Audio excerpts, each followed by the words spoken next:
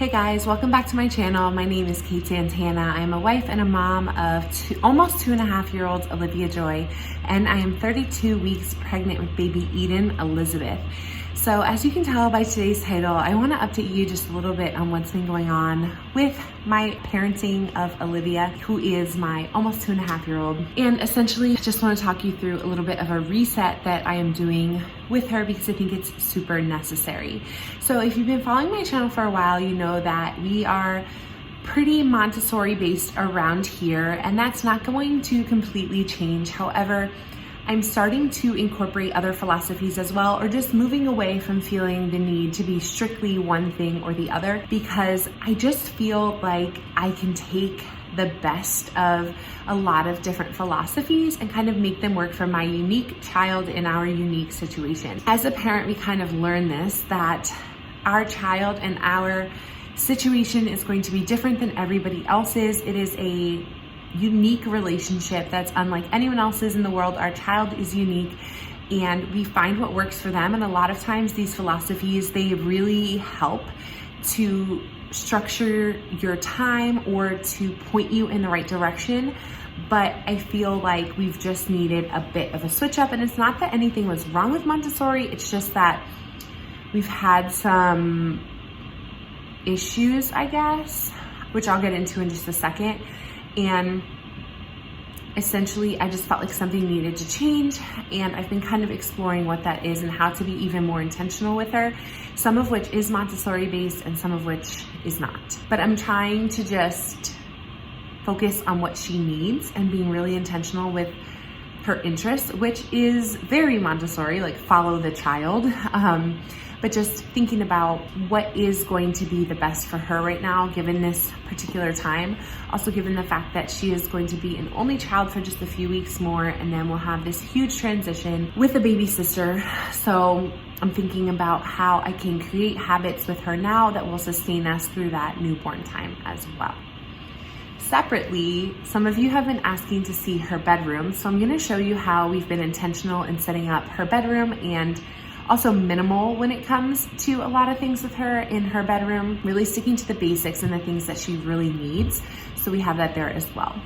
Before I go on, if you like this kind of content, I would love if at any point you like this video, you hear something that you like, that you go ahead and click that like button, that you comment and let me know your thoughts, and that you also subscribe and stick around. I would love to have you here.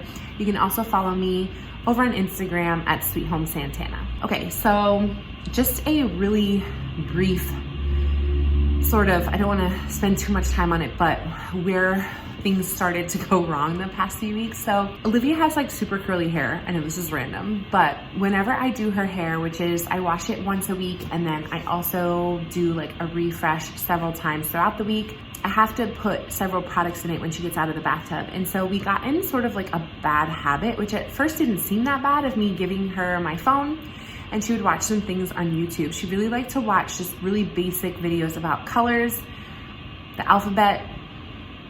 That was basically it. One of the things that she eventually like gravitated towards were these like Play-Doh videos with colors of Play-Doh, and then they would, you know, press in a certain like cutter and show the shape and be like whatever it was.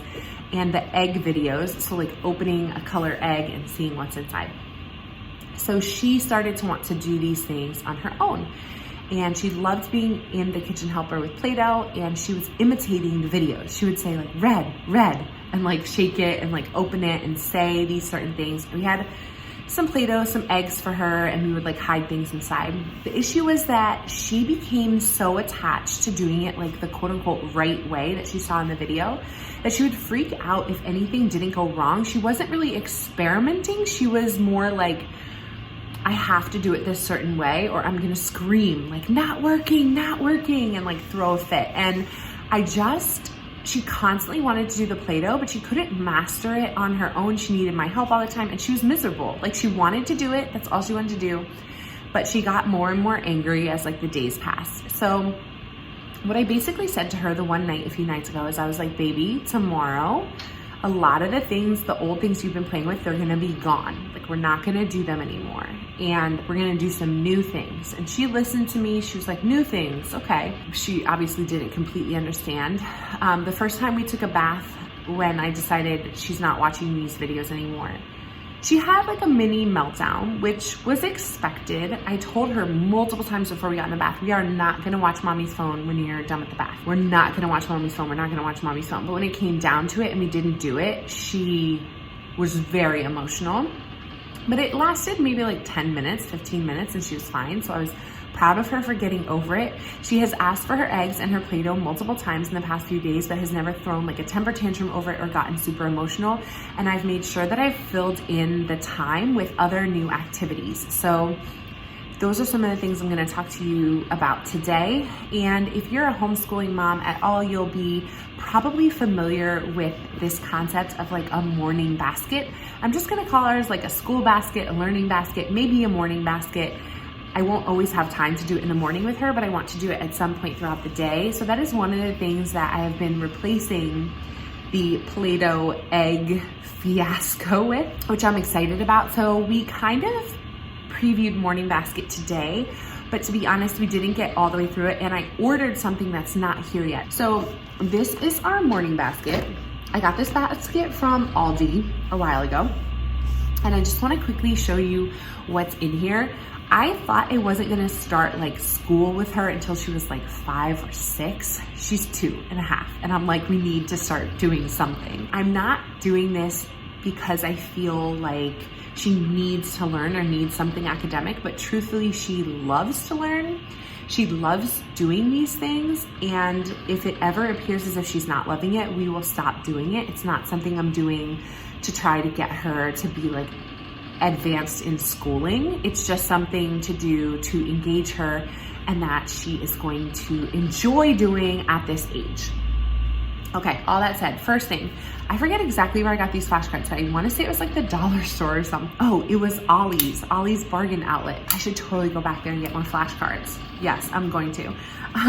So these flashcards, she loves doing them, and they just have a bunch of things that she already knows. So like shapes and colors. So we're gonna go through this every morning and do her flashcards with shapes and colors. I'm hoping to get like an alphabet one or numbers or something else that she would really enjoy, because she really, really enjoys these cards. So this is the first thing in our morning basket. Second thing is this puzzle. It is a 12-piece puzzle. The pieces are like that. I thrifted it for 59 cents, guys. Wow.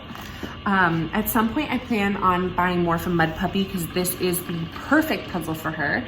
She can do this pretty much independently with like 1 or 2 instances where I need to jump in and like give her a quick pointer. She's gotten faster and faster at it as she's done it. So I'm going to have her do this every day and then replace it with a new puzzle, because she loves it. She just loves it, and I think it's a great thing to be a part of our morning basket. So I will rotate puzzles in and out that are the appropriate number of pieces for her age.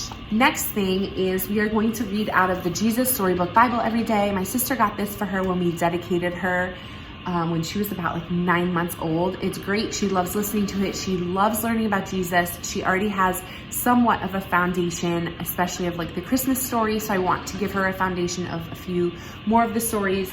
It's really beautifully illustrated. Sometimes the stories can be like a bit long for her, or a little bit too much text. So we'll play it by ear and kind of do what she is willing to sit down for.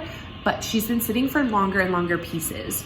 I want to pause here and talk about what I ordered, which it also relates to the Bible, which is these scripture cards. So I actually saw this from another mom when I was doing some research on morning baskets, and it's basically flashcards that are like A through Z, so A, B, C, D, E, F, G, etc. And each letter is like bold on the card, and each one has a Bible verse that starts with that letter. So we can do scripture memorization. At this point, I started doing scripture memorization with her, but it's been kind of random. She knows 3 separate scriptures right now by heart.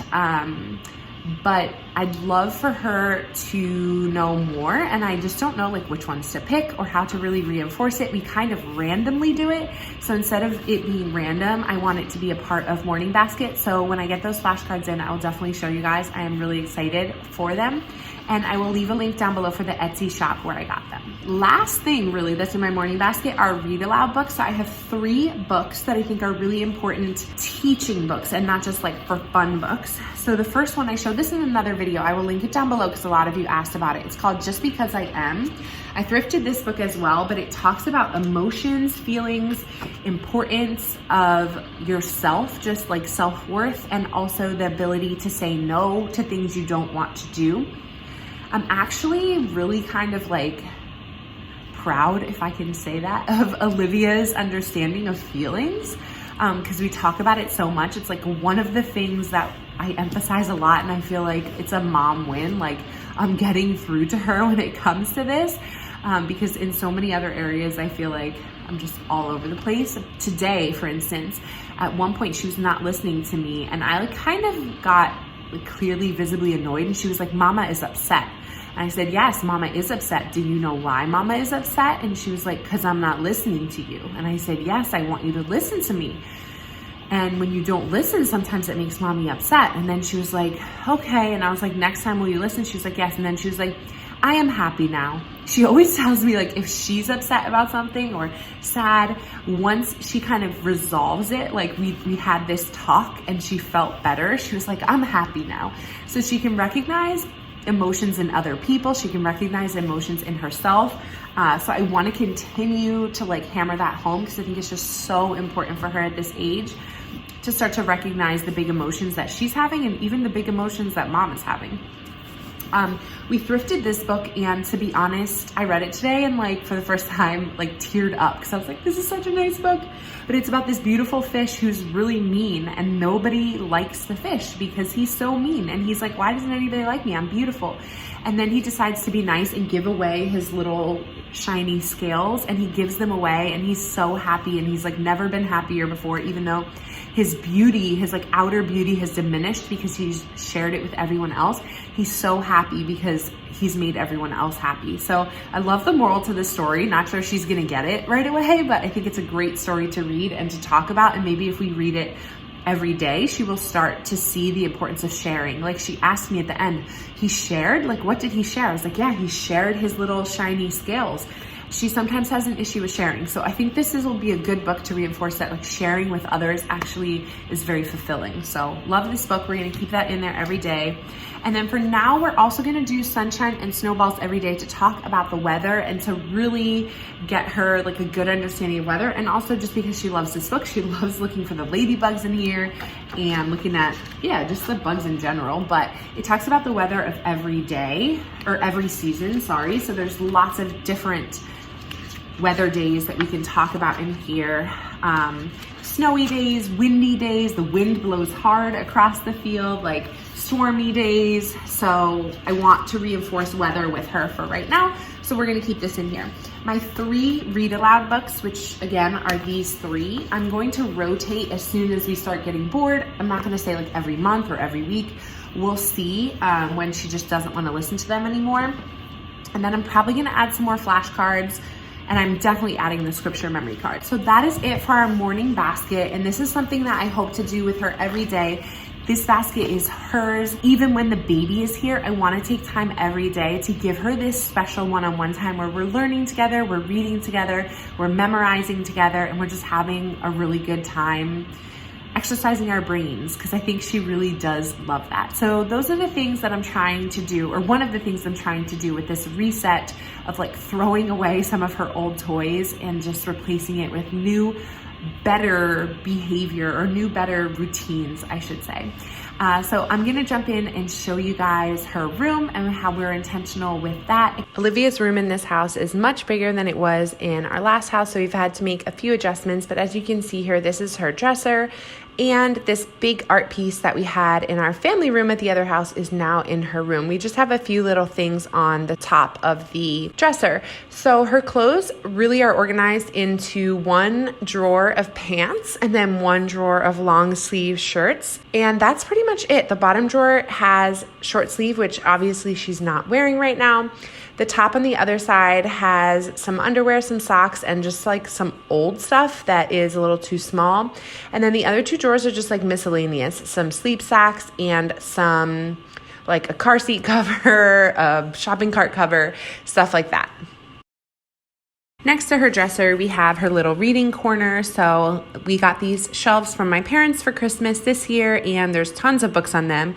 The chair is from IKEA. That is from Andrew's parents 2 Christmases ago, and we still use it. And then I thrifted a little basket so that she could have some books down at her level as well. She loves reading. We go through a ton of these books. 2 huge closets that we do not use daily. They are just storage. And then this little piece in the middle has 2 pairs of pajamas. That is all we have for her. And a box with hair ties and diapers.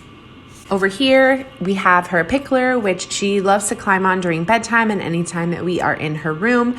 And we have this little bulletin board that has some arts and crafts pieces on it and just some meaningful things. And then we have this little end table with a light and her sound machine. I'll show you the drawers, but nothing of real significance is stored in here. We really don't open it all that often. The garbage can is hidden in the corner. And as you can see, we have a book around the sound machine just to make it extra dark at night because she actually likes it dark in there. I made this shalom sign for her on Mother's Day when I was pregnant with her. Here is her crib, her sleep sack, and she does have a silk slip on the side where she sleeps for her head to help her hair not to get knotty. So that is it. I will link everything that I can think of down below for you guys. I hope that this was helpful as just an idea of what you could do in your toddler's room. Can't wait to show you Eden's room. It is so close to being done.